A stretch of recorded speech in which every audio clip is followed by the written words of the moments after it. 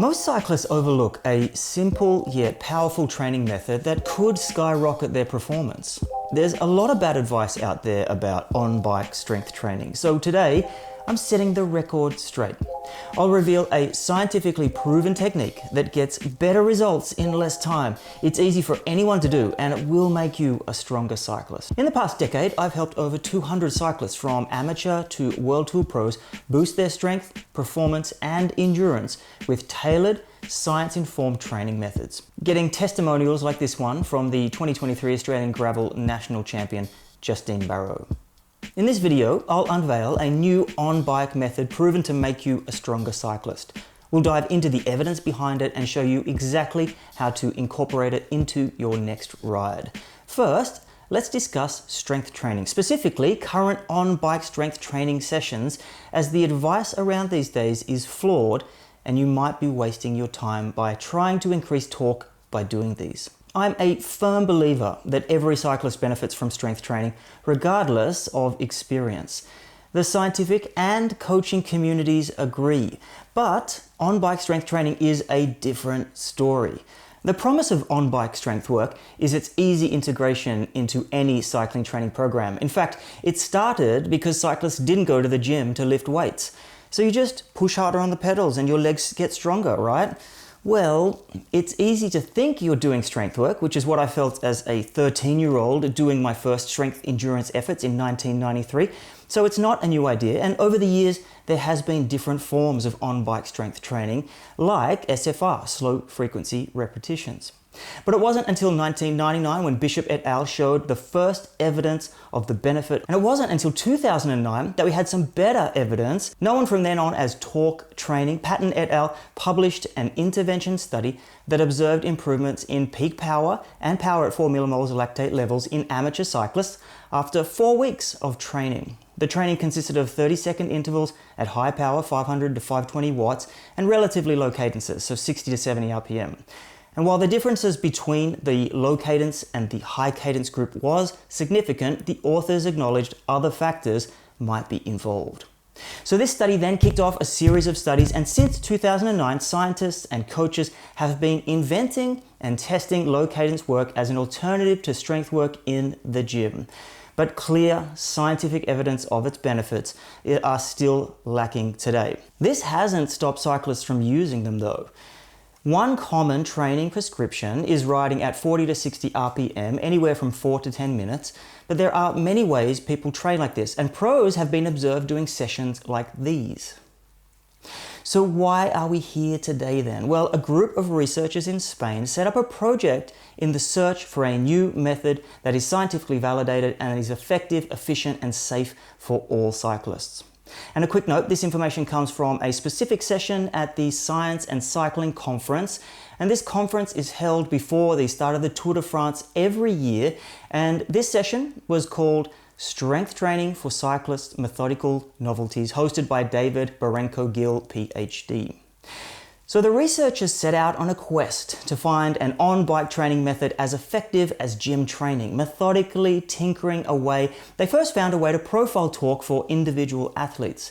And then next, they measured how much your maximum muscle strength is used at different intensities to match the real-world demands of cycling, finding it much lower than previously thought. This made it clear why other on-bike methods fail. Just look at this figure.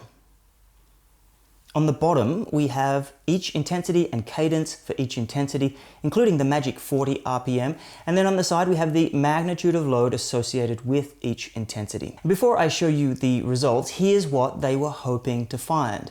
The cycling intensity and cadence combination that could hit this target, 60 to 90% of FDMA. And this target has been effective in studies showing to improve muscle function and strength. In other words, this is where the magic happens. So, well, see for yourself. None of these intensities hit the target. Even at 40 RPM, these are way off. And this is why the 4 to 10 minutes at 40 to 60 RPM is wasting your time for strength gains. Using this information, the researchers developed a simple and effective on-bike training method which they tested against traditional squats. They're calling them starts, and yes, if you've been around road cycling long enough or ride on the track, you will know the style of effort. But the best thing about this particular method, other than the evidence backing them up, is the very specific instructions for completing the work. Here's how to perform starts. Step 1, find a consistent 6% gradient of hill approximately 100 meters in distance. And step 2, grip the top of your bars and slow right down. Step 3, start and stop with your dominant leg and crank at 45 degrees, so just over the top of the pedal stroke. Step 4, go all out for 7 pedaling cycles. So that means you push 7 times with your left leg and 7 times with your right leg, left, right. And that's it. Give yourself 4 minutes of recovery between sets and do 5 sets per session, 2 sessions per week. Okay, done. Hold up. Of course, there's more to it, like when to place them in the week and what time of year to do them, which I'll get to in a moment. But first, I want to cover something that is often missed in cycling, something called the muscle-mind connection. The idea behind the muscle-mind connection is to enhance the effectiveness of strength training by increasing neural engagement and muscle activation, leading to improved performance. The main muscle you want to focus on is the glutes when you are driving from the top of the pedal stroke. The part that might trip you up is the gearing. In an ideal world, you would test to identify the gear that produces the target percentage of MDF, which is around 70% MDF. But this needs specialist equipment and a test. So just take info from one of the researchers' studies regarding gearing, which you can see here that the best combination in order from best to worst are 5311, 5312, 5313. If you don't have a monster 53 tooth chainring on your bike, I've converted these into a gearing table with the combinations sorted in descending order of gear inches. Now, how do we really fit these into riding? Well, traditionally, any strength training is done in a general preparation phase of training, as the extreme demand at the muscular level may interfere with other types of training. So I will leave this recommendation in place. I'll also give you a recommendation on length from the work of Ben Ronitstadt, who says there is growing evidence that 8 to 12 weeks of heavy strength training is beneficial for endurance performance in cycling. After 12 weeks, continue with a maintenance session once every 10 days or so, and weekly, set it up in the week with one session at the start of the week and at least 48 hours of rest or different intensities between sessions. You can easily integrate these into longer rides, but perform them at the start of the ride for maximum freshness. Do this and it will make you a stronger cyclist. And if you want to nerd out a bit and tell your friends or coach the details, here's the study that offers the useful insights into why. And note, I haven't actually seen this study yet. I think it's unpublished. Take that as you will. This information is directly from the presentation at the Science and Cycling Conference.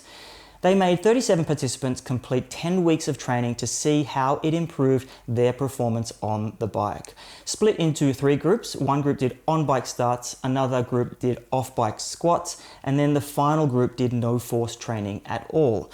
The squat and the start groups did 2 sessions per week of 6 sets and 7 reps at either 70% of 1 rep max or 70% average MDF, but all of the groups did 9 to 12 hours of supervised cycling training per week. Surprisingly, both force and training groups had mostly similar results, showing increased strength translates to better cycling specific performance metrics such as maximal aerobic power, MAP, ventilatory threshold 2, VT2, time to exhaustion, and weight. But what does this mean for you? Well, if you train in this way, there are no adaptive differences on cyclist performance, whether the strength exercise is performed on the bike itself, doing starts, or in general exercises, doing a full squat off the bike. This study supports the consensus that incorporating strength training to endurance training benefits endurance capacity and performance. This really reinforces that no matter your preferred discipline of cycling, power and strength training will make you a better and stronger cyclist. This is even true if you are an ultra endurance rider. And if you prefer staying on the bike, this study shows you that you can still benefit from incorporating starts into your training. But the thing is, doing these will be a waste if you don't address one crucial aspect: recovery. To truly benefit from these sessions and to enhance your performance, mastering recovery techniques is essential. Watch this next video to understand the best way to do this.